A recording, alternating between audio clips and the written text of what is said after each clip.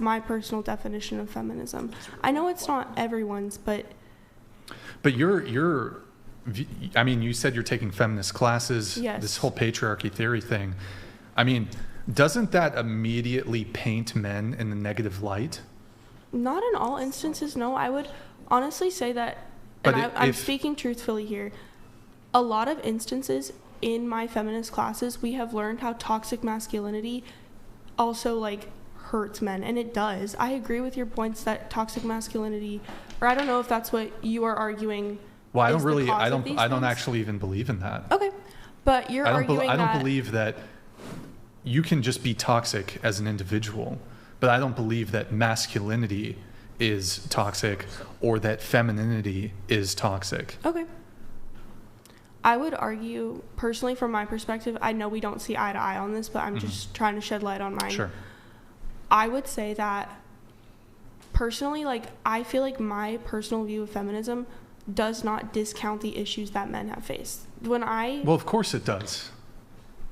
No, it doesn't. Can you state to me any instance where feminism or a feminist organization has ever advocated for men in some capacity?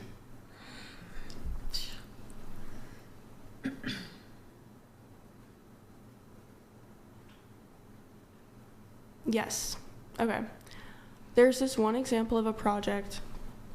It's called What Prisoners Taught Me About Feminism, right? It's taught by this one man, Richie Ursetta. He is an inmate out of prison, right? He was taught bell hooks, feminist theory really early on from a young age.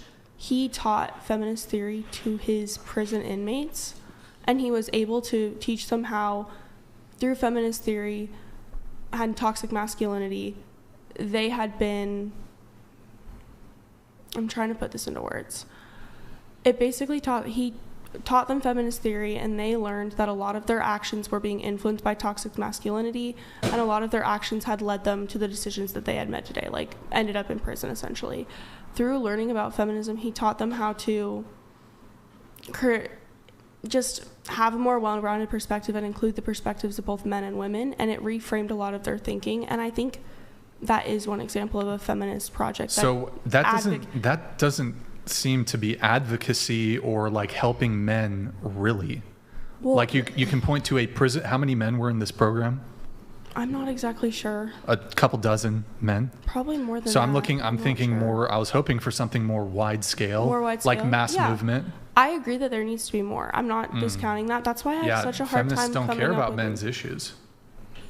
I wouldn't necessarily use that type of a blanket statement, because from the feminists that I have personally met, I just don't agree with that, and that's me speaking on personal experience, and it's okay if we don't align on that. In fact, I would actually go even further to say that where some form of actual equality between men and women could be achieved, or some benefit to men could be actually achieved, women will actually, or I shouldn't say women, feminists will fight against it. So, for example, in Florida, this is pretty recent, there was a feminist organization, I believe it's called NOW, the National Organization for Women. There was something to equalize custody between men and women. If there's it should be assumed that there should be a 50-50 split in custody in Florida. And feminist organizations actually fought against it, even though that would provide equality between men and women. Furthermore, hey, Brian, sorry to cut you off. Yeah. I got to get going. I got an engagement early in the morning. Of course. Thanks for having me on, guys. I really appreciate it. Thank you. Appreciate it, Andrew. Hope you have a good night. Yep. Thank you. It was nice to meet all of you. I appreciated the spirited back and forth. Mason, nice to see you again, man. Good to see you. Good to see you. Have a good night, Andrew. Guys, check out The Crucible. Go subscribe to his channel. Thank you, guys. Appreciate it. Thank you for tuning in, Andrew. Okay. You can hide that, Nick. Also, Brian, to add on that, I also do have to... We're going to wrap soon. Trust me. Okay. So I guess going back to what I was saying. So feminists will fight against a form of equality if that equality in some conceivable way could come at the detriment of women. I think that in that example, yes, I can see your point in that. My personal experiences, though, have not proven that. Okay. Well, I guess, so if you... since feminism has progressed since, let's just say the 50s, 60s, I think that's about when those topics were addressed, or the term feminism was coined. Since those, I guess, thoughts, since their inception, the natural progression of feminism has led to the point where they do not care about men's rights, or they will actively oppose men's rights, because that's a natural progression of feminism.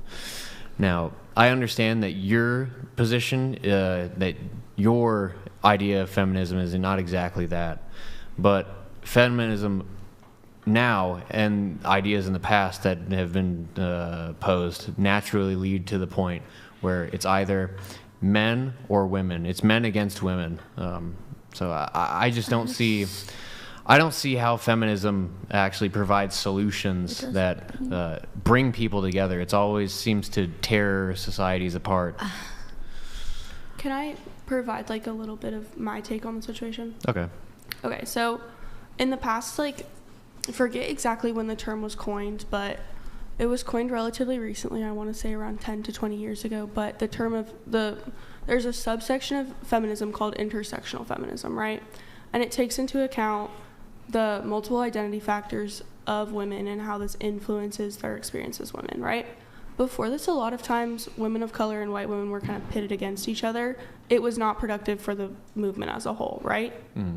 I would argue that a lot of women who consider themselves feminists are in a deep place of hurt from their experiences with men.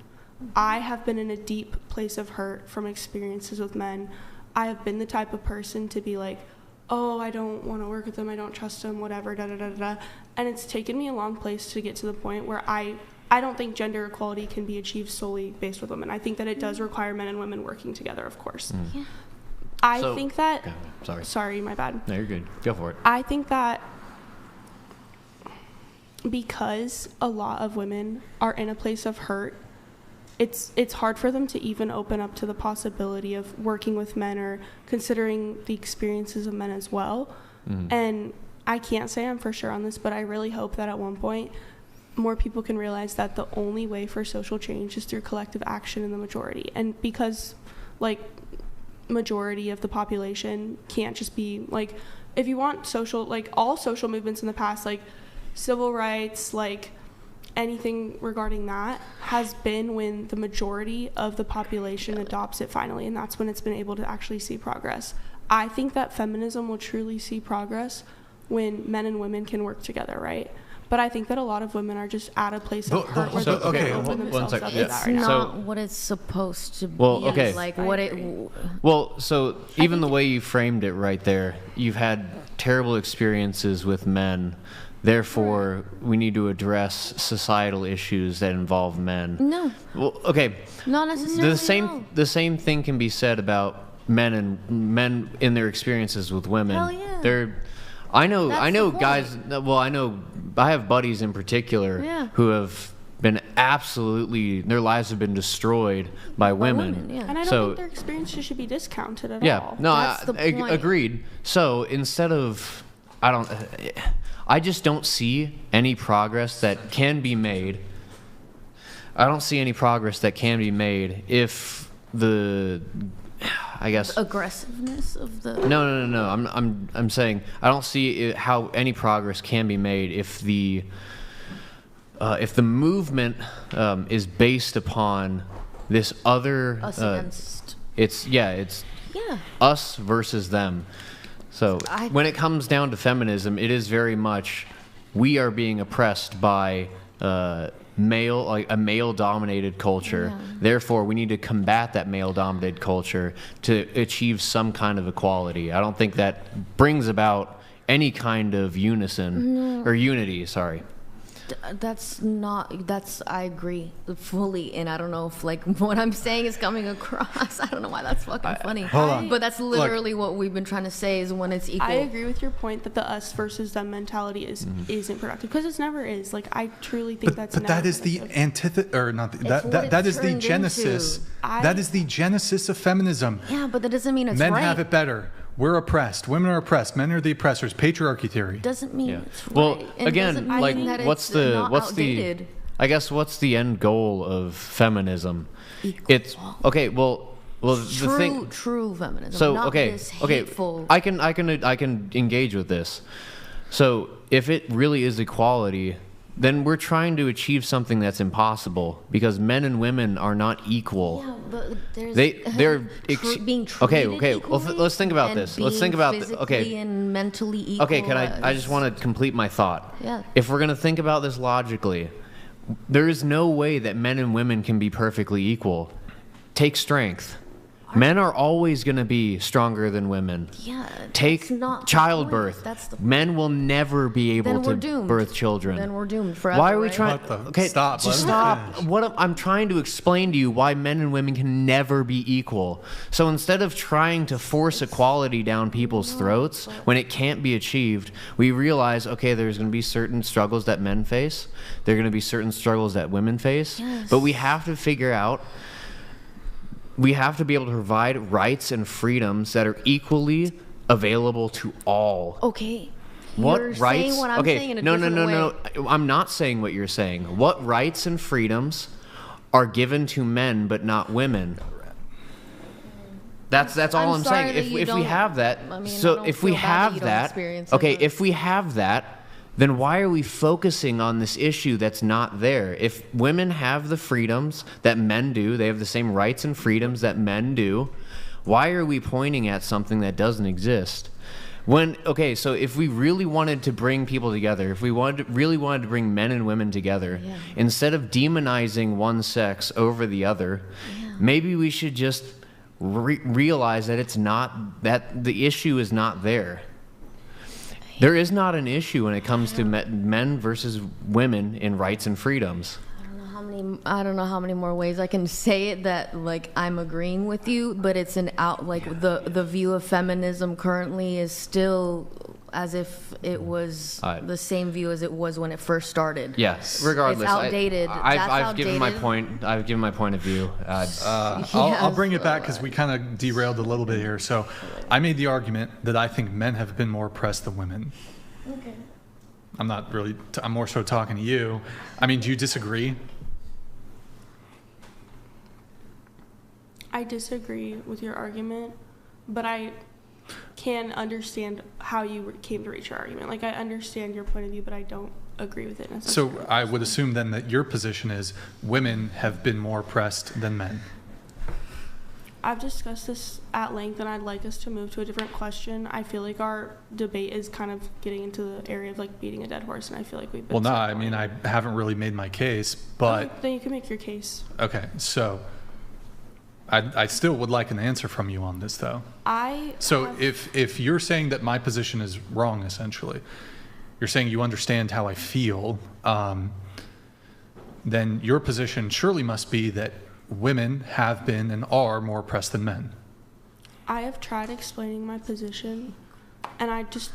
Right, so I'm just asking for an answer. Yes, I have tried. I have given you an answer in the past, and you have done these things. You've shown me how men face different forms of discrimination, right? And I'd like us to move to a different subject, if that's possible. Well, I haven't been able to really lay out my own position on this. Okay, so. then lay it out, and instead of asking me to answer a question, I'll listen. Well, that's the nature of this conversation. I'm asking you questions. I have answered a lot of questions, and I'm really getting tired, if I'm being honest. But- I am not at the. So I can actually make my argument, though, but you have to at least engage. If you actually just answer the question, I'd be able to move it on a little faster. Can we please move on to a different question? Well, we haven't finished the conversation at hand. Does the conversation need to have a natural end? I want to move on to a different question. Well, I mean, this is really the last thing I want to talk about. So, I mean, that's the final thing. Okay.